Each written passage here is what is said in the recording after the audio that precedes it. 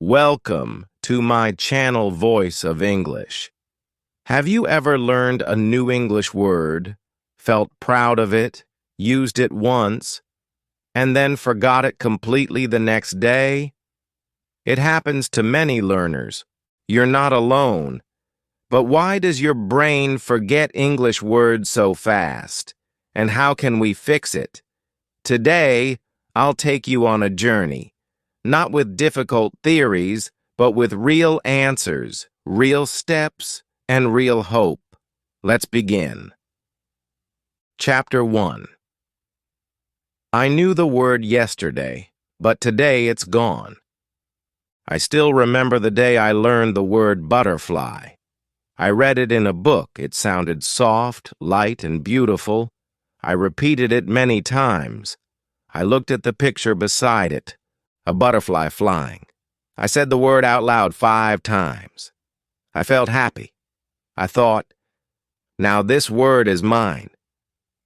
But the next morning, I sat at my desk and tried to recall that same word. It was gone. I closed my eyes. I said be, ba, and then nothing. My mind went blank. I felt like something had been taken away. Why does this happen? Many learners go through the same thing. They study hard. They try their best, but words disappear. It feels like the brain is a bucket with a hole. You pour in words, and they slowly leak out. You feel confused. You feel tired. You start asking, am I not smart enough? But that's not true.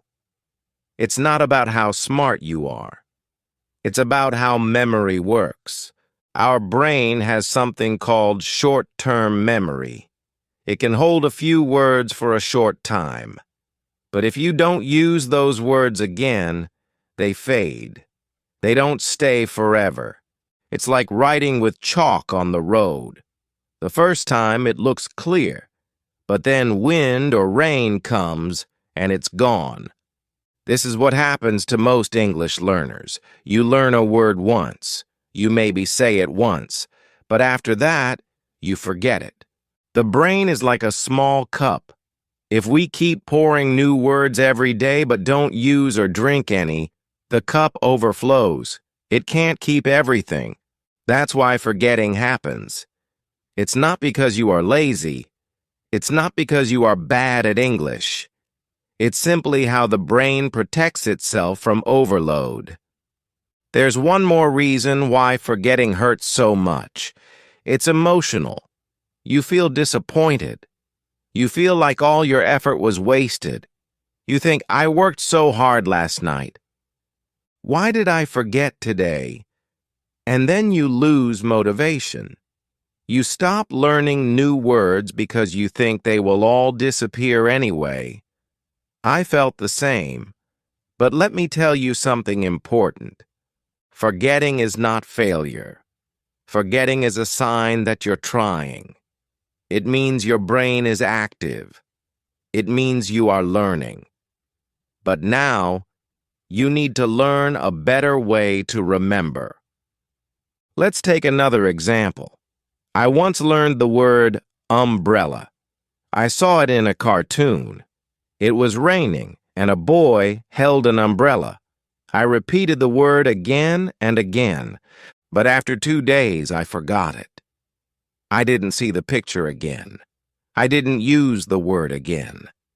That word didn't move from short-term memory to long-term memory. It stayed on the surface and floated away. So what can we do? How can we stop this? First, we must understand that memory is not just about reading or listening. It is about connection. When you learn a new word, you must connect it with your life. You must feel something. You must use it again and again in different ways. That is the first step to remembering words for a long time.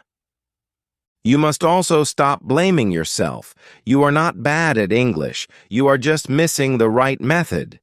Think of learning English like planting seeds. You plant a word today. Tomorrow, it disappears under the soil. But that doesn't mean it died. It means it is growing roots. It needs water. It needs sunlight. It needs care. The more you water the seed by using the word, saying it, writing it, feeling it, the more it grows. One day, it becomes a strong plant. One day, it becomes your word forever. So if you forgot a word today, don't be sad. That word just needs another chance. Say it again. Use it again. Give it a home in your daily life. And slowly, it will stay. In the next chapter, we will talk about the science behind forgetting. Why does your brain forget? And what can we do to help it remember better? Stay with me. The journey is just starting. Chapter 2. The science of forgetting and why it's normal. I want to tell you something that will give you peace. Forgetting is normal. It is not a mistake. It is not a weakness. It is the way our brain works. Many learners feel ashamed when they forget words. They think, maybe English is not for me. But the truth is, even native speakers forget words sometimes. Forgetting is not failure. It is part of the memory process. Let's imagine this together. Think of a bookshelf in your room. You place a new book there. At first it looks fresh, shiny, and clean. But if you don't open it for many days, what happens? Dust. It settles quietly. Slowly, the book becomes hidden under layers of dust. You still own the book, but it's forgotten. That's how your brain works too. If you don't use a word, the brain covers it with dust. The word is still there, but it becomes hard to find. That's why you sometimes feel like the word is on the tip of your tongue, but it won't come out. There is something called the forgetting curve. It was discovered by a man named Hermann Ebbinghaus over 100 years ago. He found that our brain forgets most new information within the first few days, unless we review it. It's like learning a new word today, and by tomorrow you only remember half. 2 days later, you remember even less. After a week, it may be gone. Not because you are weak, but because your brain is trying to save space. The brain says, if you don't need this word, I will remove it. I remember a student of mine, Arif. He was very excited one day. He said, "Teacher, I memorized 50 new English words last night." I smiled and asked him to tell me the words the next day. He came back, looked down, and said, "I only remember 10. Maybe I'm not smart." I told him, "No, Arif, you are smart. But you forgot the words because you didn't use them. That is normal. Your brain is working perfectly." Your brain is like a garden. Every new word you learn is a small seed. If you just drop the seed in the soil and walk away, nothing will happen. But if you water it, give it sunlight, care for it daily, it will grow. Memory works the same way. Words need water. That water is your use, your voice, your writing, your thinking. The more you care for a word, the stronger it grows in your mind. Many learners think they have to remember everything after one try. That is not how memory works. It's not a one-time event. It's a process. You plant the word today, review it tomorrow, and use it the next day. And slowly, very slowly, it becomes yours. You begin to say it without thinking. That is the magic of memory. And that is why forgetting is part of learning, not the opposite of it. When I learned the word hope, I forgot it many times. I read it in a story and it touched me. But the next week, it was gone. I didn't see it. I didn't say it. So it disappeared. But then I used it in a sentence. I have hope for my English. I wrote it in my journal. I said it to a friend. Slowly, the word became part of me. Now, I never forget it. That is how the brain remembers. So if you forget a word today, smile. It means your brain is working. But it also means you must go back. Pick up the word. Dust it off. Use it again. Speak it. Write it. Feel it. That is how you help your memory grow strong. In the next chapter, I will tell you a secret. Why repetition alone is not enough, and why emotion is the glue that helps words stick. Stay with me. Things are about to get exciting. Chapter 3. Repetition without emotion doesn't work. Let me tell you something that might surprise you. The real reason you forget English words, you didn't feel anything when you learned them. Yes, you repeated the word. You wrote it down 10 times. You looked at it on a flashcard. But your heart was not there. And when your heart is not involved, the brain does not care. It lets the word go. Memorizing without emotion is like writing on water. You write the word again and again, but the water moves, and the word disappears. Your hand is tired, but there is nothing left. This is why repetition alone is not enough. You need feeling. You need connection. That's what makes a word stay. I remember a learner named Amina. She always struggled to remember new words. She would write the same word again and again in her notebook. She would even whisper it before going to bed. But the next day, it was gone. Then something changed. One day, her younger brother looked at her and said, "You are my sunshine." Amina smiled. That word, sunshine, stuck in her heart. Now, even after many years, she still remembers it. Why? Because that word was no longer just a sound. It was a moment, a feeling, a memory. The brain doesn't like boring things. It forgets them. But it loves emotion. It remembers anything that made you laugh, cry, feel surprised, or feel loved. So if you want to keep a word forever, you must feel something with it. You must make the word part of your story. Try this. Don't just write the word happy. Think about the last time you were really happy. Maybe it was your birthday. Maybe someone gave you a gift. Maybe you passed your exam. Say the word happy and close your eyes. Picture the moment. Smile while saying it. Now write the sentence. I felt happy on my birthday. Feel it. Own it. That word will stay longer than any flashcard. Use stories. Create small stories around the word. For example, if you learn the word rain, don't just repeat it. Say, it was raining when I met my best friend. We stood under one umbrella. Make it personal. Make it yours. Use pictures. If you learn the word apple, don't just write it. Find a picture of a red apple. Look at it. Touch a real one if you can. Say the word while looking at the fruit. Taste it. Feel the word in your mouth and on your tongue. The brain now connects the sound with an object, with taste, with feeling.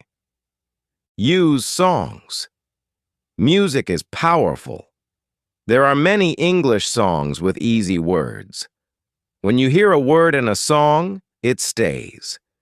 You remember how the singer said it. You remember the rhythm. You sing along. It's fun. It's emotional. That's why so many people remember words from songs, even if they don't understand the full meaning. Use real moments. If someone says something kind to you in English, repeat it. If someone says, "You did well," remember how that made you feel. If you hear the word beautiful, remember the face, the place, the time. These words will not fade because they are now connected to you. So don't just repeat. Feel.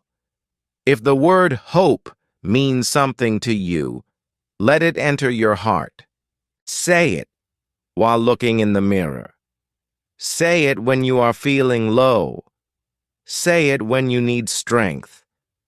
That's how hope becomes yours forever. You don't need to be perfect. You just need to be real. Your brain wants to remember things that matter. So make your words matter.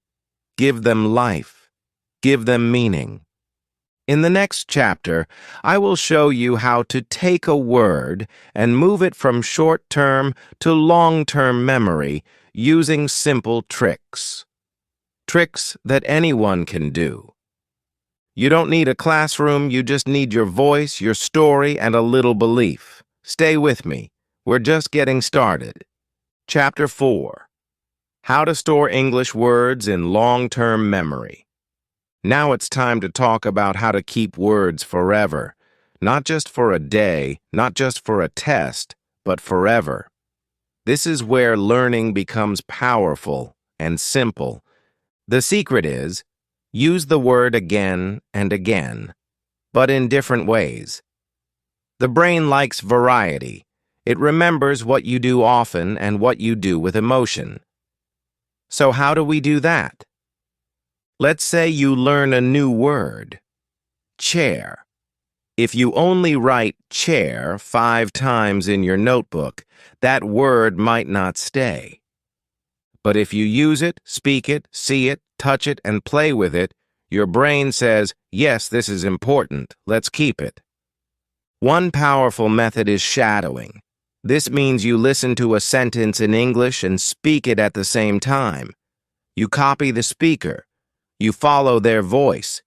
If they say, this is a chair, you say, this is a chair. It's like dancing with words. When you shadow, your mouth, your ears, and your brain work together. You build muscle memory. Just like when you learn to ride a bicycle, your body remembers. You don't need to think. It becomes natural. Another method is storytelling. Create a small story using your new word. For example, the word chair can be in a funny story. I sat on a chair. The chair broke. I fell. Everyone laughed. Now your brain will never forget that word. Why? Because it has a picture, an emotion, and a little fun. Here's a top moment I want you to remember. The word you use in a funny sentence is the word you will never forget. That's real.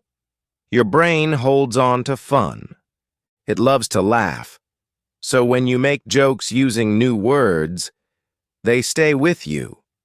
You can say something silly like, my pencil is dancing on the table, and suddenly, pencil and table become unforgettable.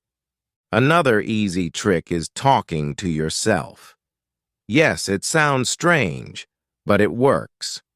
Look around your room and name things out loud in English. This is my bed. That is a window. I am sitting on a chair. You are not just thinking. You are speaking. That's when your brain starts recording. You can also say what you're doing. I am opening the door. I am drinking water. These are real moments. The words stick because they are part of your life. Writing also helps, but not boring writing. Write about your day in simple English. Use the words you learned. For example, today I sat on a chair and read a book. The chair was blue. These are small sentences, easy sentences, but they are powerful because they come from your real life. You can also use sticky notes. Write new words on small pieces of paper. Stick them on things in your house. Write mirror and stick it on the mirror.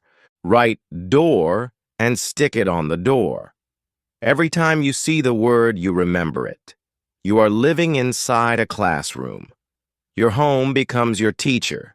And remember this: practice doesn't make perfect. Practice makes permanent. If you use the word many times, it becomes permanent in your brain. You don't need to think. You just say it. Like your name. Like your favorite food. These are in your long-term memory because you use them again and again in real life. So now you know. Repeating is not enough. Use the word in your mouth, in your mind, in your room, in your story. Make the word your friend. Invite it into your day.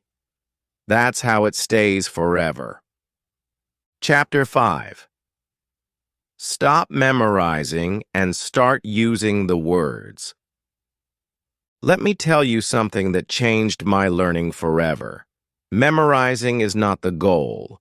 Using the word is. You see, for many years, I thought if I could memorize 50 words a day, I would speak English fast. I made long lists. I repeated words in my head, but most of them disappeared. I forgot them, just like I forget dreams after waking up. They were there. Then they were gone. Then one day I learned a word and used it 5 different times. And something amazing happened. It stayed. That word became part of me. I could use it anytime, anywhere, without thinking. That's when I understood the truth. If you can say a word 5 times in 5 different ways, it's yours forever. Let's try this together. Imagine the new word is book.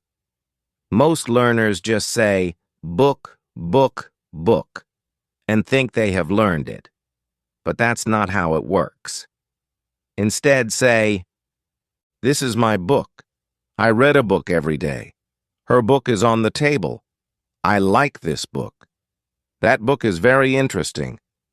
Now you've used the word book in 5 simple ways. Your brain is happy. It sees the word in action. It sees different shapes, colors, and feelings with it. This is how learning sticks. Now take those 5 sentences and create a small story. I bought a book. It was on the table. I read it every day. It was very interesting. Now I like books. Look at that. You are not just memorizing. You are living the word. You're turning it into part of your daily life. This is what we must do with every new word. Don't just copy it from the dictionary. Don't just repeat it in your head. Make it walk. Make it speak. Let it become part of your voice. You can also talk about your day using the words you know. Let's say you learned apple, table, friend, and eat. Now tell yourself a simple story out loud. Today I ate an apple. I sat at the table. My friend came, we ate together. These are not big or fancy sentences, but they are yours. They are real, and they help you remember. Another trick I love is what I call mirror talk. Stand in front of the mirror and tell your day in English. Use all the new words you've learned. You can say, Hello. Today I woke up.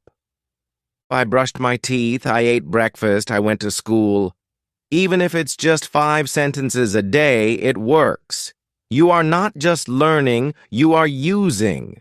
When you use English words like this, they become part of your long-term memory. You don't need to think. The words come naturally, like saying your name. You never forget your name because you use it all the time. English can feel that easy too, if you stop memorizing and start using. Let's break the old rule.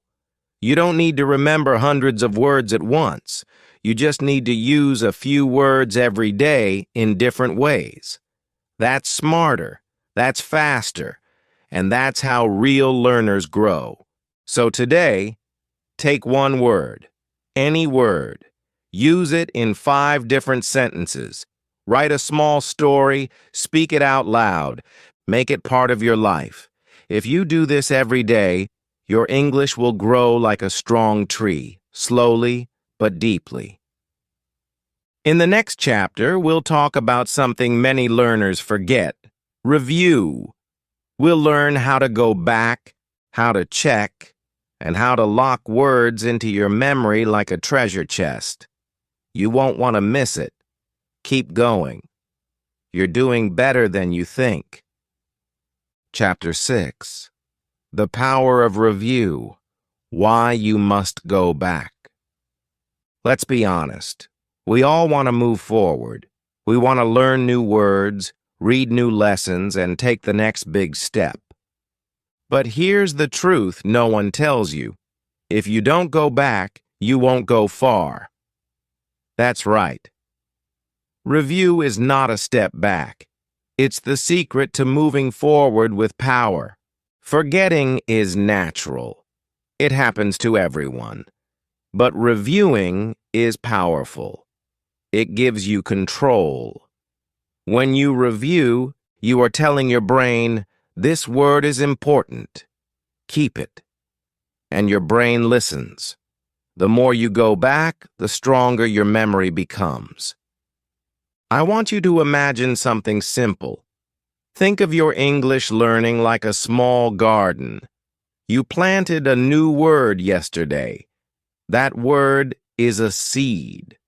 But what happens if you never water it? It dries up.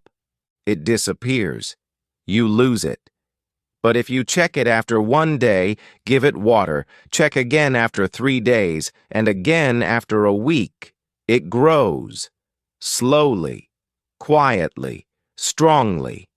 This is called spaced review. It's easy to remember. 1 day, 3 days, 7 days. Review the word after 1 day, then again after 3 days, then again after 1 week. Just these small steps can change everything. You don't need to spend hours, just 5 minutes to look at old words. Say them, write them, use them in one new sentence. That's enough. I once made a small calendar on my wall. Every time I learned a word, I wrote the date. Then I marked day 1, day 3, and day 7. On those days, I reviewed the word. I didn't learn new words until I checked the old ones. And slowly, those old words became my strong words. They never left me. Here's a simple trick you can do today. Review your words in the morning, then speak them at night. This is powerful. When you review in the morning, your brain sees the word again. It wakes up the memory. Then at night, when you say the word aloud, the brain says, "Yes, I remember this." And when you sleep, something magical happens. Spike moment. When you sleep after review, your brain locks the words inside like a treasure box. The brain moves the word from short-term to long-term memory while you rest. It's like putting the word in a safe place while you dream. Make reviewing fun. Don't just read the word. Use it. Draw a picture. Tell a friend. Make a sentence. Even one review makes the word stronger. The more ways you review, the more doors you open. Let me give you an example. I learned the word river. I said it once and forgot it. But then I made a sentence. The river flows near my house. I looked at a picture of a river. I watched a video of a river. I wrote a small story. I walked by the river. It was calm and blue. Then on the next day I reviewed. I read the sentence again. 3 days later, I said it aloud. 1 week later, I told the story again. Now that word is part of me. I will never forget it. So remember, review is not boring. It is the most powerful step. It's where learning becomes permanent.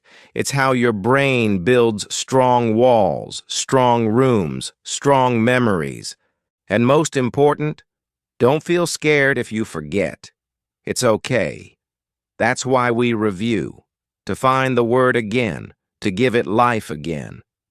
Review is how we win against forgetting. In the next chapter, we'll break another big myth.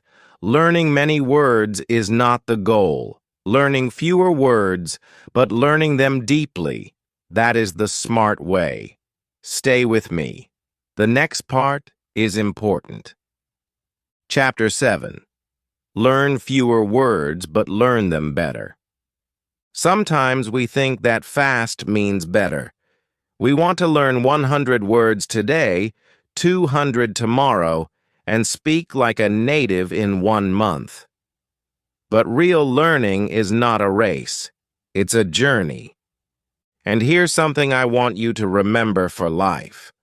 Learning 10 words deeply is better than memorizing 100 words quickly. This is not just advice. It is the truth that changed my learning forever. Let me tell you a short story.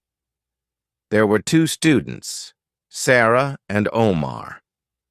They both wanted to improve their English. Sarah said, "I will learn 100 words today. I have a big list." She wrote and repeated all the words. The next day she remembered only 10. The rest were gone. Omar did something different. He said, "I will learn just 10 words, but I will use them, speak them, feel them." He made sentences. He wrote a small story. He looked at pictures. He told his mom the words. After 1 week, Omar still remembered all 10 words. He could say them easily, without thinking. He didn't just learn them, he owned them. Spike moment. If you can't use a word, you don't own it. That's the real test. Not if you can write the word on paper, but if you can use it in your life, in your voice, in your world. A word is like a tool. If you don't use it, it's just a piece of metal. But when you use it, it becomes a part of your hand. Slow learning is not weak. It is wise. It gives your brain time to connect the word with real meaning. The more time you spend with one word, the more your brain understands how to keep it. Deep learning is like planting a tree. It takes time. But once the roots are deep, no wind can move it. Let's try this with a word. Window. You can just write the word 10 times and forget it. Or you can do this. Say, "The window is open." Say, "I look out the window." Say, "There is a bird near my window." Say, "I cleaned the window today." Say, "I love the sunshine through the window." Then look at your own window. Talk about it. Take a picture. Draw it. Write a short story about a window. Now the word window is not just in your mind. It's in your home, in your story, in your life. You have learned it deeply. Many learners feel tired because they try to do too much. They see big word lists. They feel pressure, but pressure kills progress. Go slow. Learn 5 words a day, or even just 1, but go deep. Use each word in 5 different ways. Review it. Speak it. Write it. That is powerful learning. You don't need a big vocabulary to speak English well. You need a useful vocabulary. Words that live with you. Words that you can use anytime. That's what makes your English strong. And when you feel jealous of someone who knows many words, don't worry. They started small too. Every strong speaker was once a beginner. The difference is, they didn't rush. They built 1 brick at a time, and that made a strong wall. So today, slow down. Choose 5 words. Learn them like they are your best friends. Talk to them. Play with them. Invite them into your story. That's how you grow with peace. That's how English becomes part of you. In the next chapter, we will go even deeper into your connection with words. We'll talk about how to feel the word, how to make the word yours, and how emotions can turn a simple word into a forever memory. You don't want to miss it. Let's keep going. Chapter 8. Make the words yours. Speak, write, feel. This is the moment where everything begins to change. This is where you stop learning English like a school subject and start living it like your own language. Because now it's not just about remembering words, it's about feeling them. It's about making them yours. Many learners know the word sad. They see it in books, they hear it in movies, but they still forget it. Why? Because they never felt it. They never used it with their own heart. But the moment you say, "Today, I feel sad," something happens. That word becomes real. It connects to you. It becomes part of your story. And that's the kind of word your brain never lets go. I remember the first time I said the word hope. It was not from a lesson. It was not from a textbook. It was from a journal I wrote during a hard time in my life, and I wrote, "I have hope." Just 3 words. But they were mine. I felt them. I meant them. I said them again the next day. And now, years later, I still remember them. That is the power of emotion. Spike moment. The words you feel are the words you keep, not the ones you memorize, not the ones you only hear, the ones you feel in your chest, in your voice, in your tears, in your laughter. So how do we do that? It's simple. Start speaking from your own life. If you learn the word happy, don't just say happy means joy. Say, "I am happy because I passed my exam." Say, "This song makes me happy." Write it in a message to a friend. Draw a smiling face. Dance if you want. Feel it. If you learn tired, don't just copy the meaning. Whisper to yourself, "I feel tired today. I worked hard." If you learn friend, think of your best friend. Say, "My friend is kind. My friend helps me." These words now have roots. They live in your memories. They live in your feelings. Writing also helps. Start writing small sentences about your life, not big or difficult ones, just honest ones. "I am sleepy. I love pizza. It is raining today." These are your feelings, your day, your world. English becomes personal, and personal words stay forever.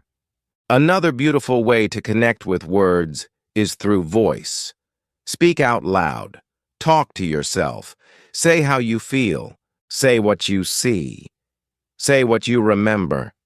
When your voice meets your feelings, your brain listens. It remembers. Even music helps. If you hear a song with the word love, and that song reminds you of someone special, you will never forget that word, because it has emotion. It has your story inside it. And when you don't feel anything for a word, don't force it. Wait. Use it later. Wait for the moment when it becomes real for you. That's when it will stay. You see, language is not just in the brain. It's in the heart. That's where it grows strongest. That's where it finds a home. So today, I want you to choose one word, just one, and ask yourself, how do I feel this word? Say it. Write it. Live it. Make it yours. Don't just learn English. Feel English. That's how it becomes your language. In the final chapter, we're going to take everything we've learned and turn it into a simple, powerful fix that you can use every day. It will help you go from forgetting to forever. This is the chapter that brings it all together. Let's finish strong. Chapter 9.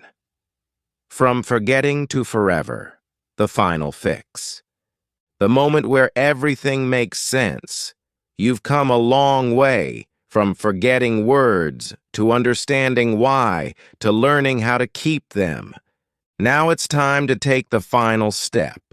The step that will take you from forgetfulness to forever memory. And it's simpler than you think. The final fix is this: use, repeat, feel, review, and teach. That's it. These 5 steps are the bridge from short memory to strong memory. You don't need more books. You don't need more apps. You need to live with the words. That's how they stay. Let me tell you about Tanzila, a learner who struggled for years. She would memorize 30 words a day. But by the next week, she remembered only 5. She felt tired. She thought she wasn't smart. But one day, everything changed. That day, she taught a little girl the word flower. She showed a real flower. She made a sentence. The flower is beautiful. The girl smiled and repeated the sentence. Tanzila smiled too. That evening, Tanzila didn't forget the word. She remembered it clearly. Why? Because she used it. She felt it. She shared it. From that day, she stopped memorizing lists. She started speaking, writing, reviewing, and teaching. And slowly, the words stopped disappearing. They stayed. Spike moment. You forget words because you didn't use them in your life. Use them, and they become a part of you. That is the secret most learners miss. English is not just something you study. It's something you use, something you live, something you share. If you want a word to stay with you forever, teach it to someone. It can be your little brother. It can be your mother. It can be your friend. You don't need to be perfect. Just explain the word in your way. Tell a sentence. Tell a story. When you teach, you learn twice. And don't wait for the perfect moment. You can start now. Use the new word today in your real life. Say it during dinner. Write it in your journal. Speak it in front of the mirror. Review it tomorrow. Feel it deeply. Share it with someone. That's how you move from forgetting to forever. Every word you speak becomes stronger. Every sentence you write becomes clearer. Every time you feel the word in your heart, it becomes yours. Forever. So today, choose one word you forgot before. Any word. And now, make it your mission to use that word in 5 real ways. Speak it, write it, feel it, review it, teach it. Watch how it becomes a part of you. Watch how it never leaves again. You don't need to remember everything today, but you can remember this. Your words are like seeds. If you care for them, they will grow. And one day, your English will bloom. You did it. You stayed till the end. You are not just a learner, you are becoming a speaker. Keep using your words. Keep feeling them. And keep going. I believe in you. If this video helped you understand why you forget English words and how to fix it, please tell me in the comments. What English word did you forget yesterday? Let's remember it together. I reply to every comment because your learning matters to me.